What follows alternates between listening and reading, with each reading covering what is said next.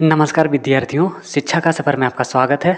आज हम वर्ग 10वीं की क्षितिज भाग 2 में संकलित गिरिजा कुमार माथुर की प्रसिद्ध कविता छाया मत छूना का अध्ययन करेंगे। इस वीडियो के माध्यम से हम केवल कविता ही नहीं पढ़ेंगे, बल्कि कविता का संपूर्ण जीवन परिचय जानेंगे, कविता की पंक्ति दर पंक्ति सरल व्याख्या समझेंगे तथा संपूर्ण भावार्थ को आसान भाषा में समझेंगे। तो चलिए शुरू करते कवि के जीवन परिचय से। नाम गिरिजा कुमार माथुर। जन्म 22 अगस्त 1919 ईस्वी। जन्म स्थान अशोकनगर, गुना जिला, मध्य प्रदेश। पिता देवीचरण माथुर, माता लक्ष्मी देवी। पत्नी शकुंत माथुर। बच्चे पवन माथुर एवं अमित माथुर। प्रारंभिक शिक्षा अशोकनगर एवं झांसी में। आगे की शिक्षा लखनऊ विश्वविद्यालय से, अंग्रेजी में एमए तथा एलएलबी। प्रमुख रचनाएं नाश और निर्माण, धूप के दान, शिलापंख चमकीले, भीतरी नदी की यात्रा, जन्मकेद आदि। रचना की भाषा हिंदी। सम्मान साहित्य अकादमी पुरस्कार, व्यास सम्मान, सलाका सम्मान। मृत्यु 10 जनवरी 1994 ईस्वी। मृत्यु स्थान नई दिल्ली, भारत। शिक्षा गिरिजा कुमार माथुर की प्रारंभिक शिक्षा अशोकनगर और झांसी में हुई। बचपन से ही उन्हें साहित्य और संगीत में रुचि थी। उच्च शिक्षा के लिए उन्होंने लखनऊ विश्वविद्यालय में प्रवेश लिया, जहां से अंग्रेजी साहित्य में एमए तथा एलएलबी की उपाधि प्राप्त की। शुरू में कुछ समय वकालत भी की थी। बाद में आकाशवाणी और दूरदर्शन में कार्यरत हुए। साहित्य जीवन गिरिजा कुमार माथुर हिंदी साहित्य के प्रयोगवाद और नई कविता के प्रमुख कवियों में गिने जाते हैं। वे अज्ञेय द्वारा संपादित प्रसिद्ध काव्य संकलन तार सप्तक, जो 1943 में, के 7 प्रमुख कवियों में शामिल थे। उन्होंने हिंदी कविता को नई संवेदनाएं, आधुनिक दृष्टि और नवीन शिल्प प्रदान किया। उन्होंने आकाशवाणी अर्थात ऑल इंडिया रेडियो में विभिन्न महत्वपूर्ण पदों पर कार्य किया तथा विविध भारती के विकास में भी महत्वपूर्ण योगदान दिया।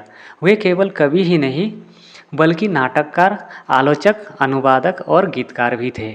लोकप्रिय प्रेरणादायक गीत हम होंगे कामयाब, वी शैल ओवरकम का हिंदी रूपांतरण भी उन्होंने ही किया था, जो आज पूरे भारत में प्रसिद्ध है। रचनाओं की विशेषताएं नई कविता के कवि गिरिजा कुमार माथुर रोमानी मिजाज के कवि माने जाते हैं। वे मुक्त छंद में ध्वनि साम्य के प्रयोग के कारण तुक के बिना भी कविता में संगीतात्मक संभव कर सके।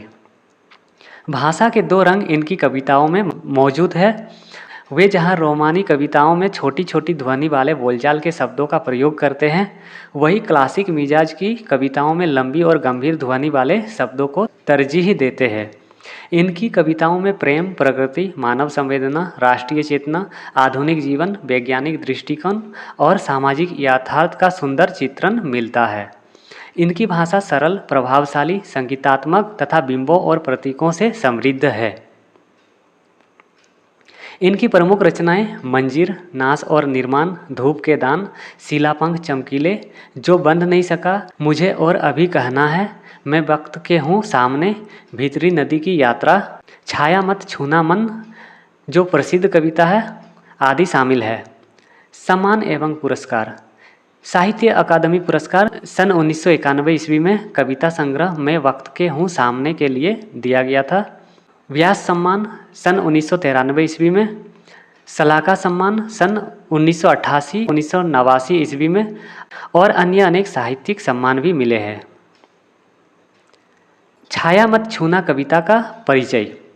छाया मत छूना कविता के माध्यम से कवि यह कहना चाहता है कि जीवन में सुख और दुख दोनों की उपस्थिति है। विगत के सुख को याद कर वर्तमान के दुख को और गहरा करना तर्क संगत नहीं है। कवि के शब्दों में इससे दुख दूना होता है। विगत की सुखद काल्पनिकता से चिपके रहकर वर्तमान से पलायन की अपेक्षा कठिन यथार्थ से रूबरू होना ही जीवन की प्राथमिकता होनी चाहिए। कविता अतीत की स्मृतियों को भूल वर्तमान का सामना कर भविष्य व वर्ण करने का संदेश देती है।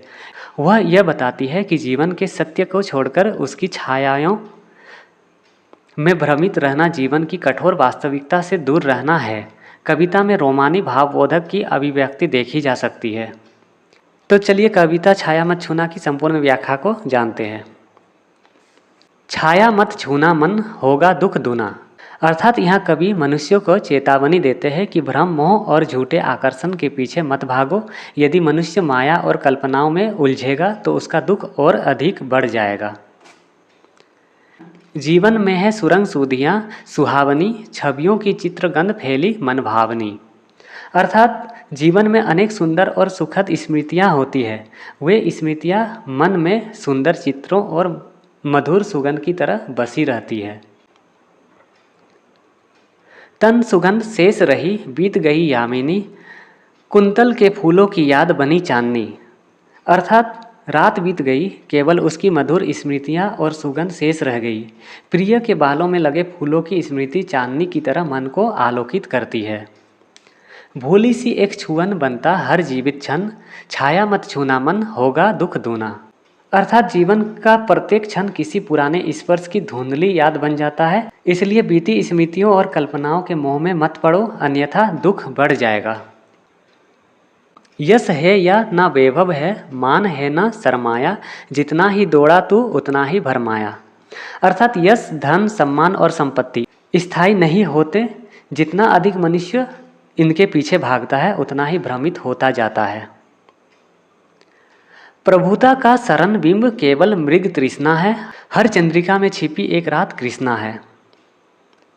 अर्थात कवि कहते हैं, सत्ता और प्रभुत्व का आकर्षण रेगिस्तान की मृग तृष्णा के समान भ्रम है। हर सुख के पीछे कभी न कभी दुख या अंधकार अवश्य आता है। जो है यथार्थ कठिन उसका तू कर पूजन, छाया मत छूना मन होगा दुख दूना। अर्थात जीवन के कठोर यथार्थ को स्वीकार करना और उसका सम्मान करना चाहिए। झूठे आकर्षण से दूर रहो, तभी जीवन में शांति मिलेगी। दुविधा हत साहस है, दिखता है पंथ नहीं, देह सुखी हो पर मन के दुख का अंत नहीं। इसमें कवि कहना चाहते हैं, जब मन दुविधा में होता है तब साहस समाप्त हो जाता है और सही मार्ग दिखाई नहीं देता। केवल शारीरिक सुख से मन को शांति नहीं मिलती।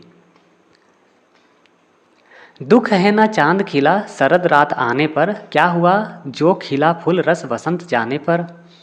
अर्थात कभी कहना चाहते हैं, शरद पूर्णिमा का चांद भी सदा नहीं रहता, उसका भी समय सीमित है। बसंत के समाप्त होने पर फूल भी मुरझा जाते हैं। संसार में सब कुछ नश्वर है। जो न मिला भूल उसे कर तू भविष्य वरन, छाया मत छूना होगा दुख दूना। अर्थात जो प्राप्त नहीं हुआ उसे भूल कर भविष्य की ओर बढ़ना चाहिए। अतीत और कल्पना की छाया से दूर रहकर वर्तमान और भविष्य पर ध्यान देना चाहिए। अब चलिए जानते हैं संपूर्ण भावार्थ को। इस कविता में कवि मनुष्य को यह संदेश देते हैं कि जीवन में बीती हुई स्मृतियों, झूठे आकर्षण, माया, यश, धन, वैभव और कल्पनाओं के पीछे नहीं भागना चाहिए। ये सब क्षणिक है और अंततः केवल दुख का कारण बनते हैं। मनुष्य को जीवन के कठोर यथार्थ को स्वीकार करते हुए वर्तमान में जीना चाहिए तथा भविष्य की ओर आशा और साहस के साथ बढ़ना चाहिए। जो बीत गया या जो प्राप्त नहीं हुआ उसके लिए पछताने के बजाय आगे बढ़ना ही सच्चा जीवन है।